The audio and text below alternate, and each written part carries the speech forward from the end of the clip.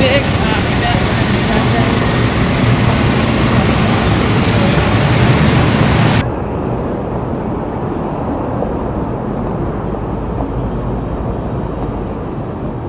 Well, a federal judge presiding over the Gulf oil spill trial heard videotape testimony from Tony Hayward, who was the CEO of BP at the time of the oil spill in the Gulf back in 2010.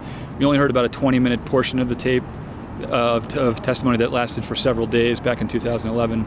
But in it, Tony Hayward talks about budget cutting and said that the cuts that were made before the spill didn't have any effect on drilling operations.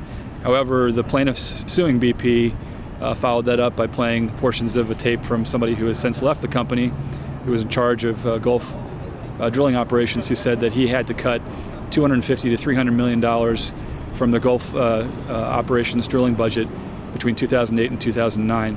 I think the plaintiffs were clearly trying to show that there's a disconnect between what Tony Hayward said about the effect of budget cuts at BP and what this former executive, who has since resigned just before the spill, said in terms of what the possible impact may have been on safety in the Gulf.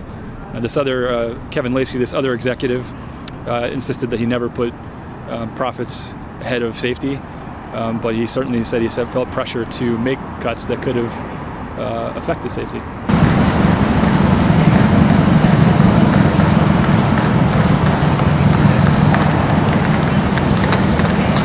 This trial is going to last for 3 months, at least, barring a settlement, but we're going to see more testimony from an expert on drilling who is testifying for the Justice Department.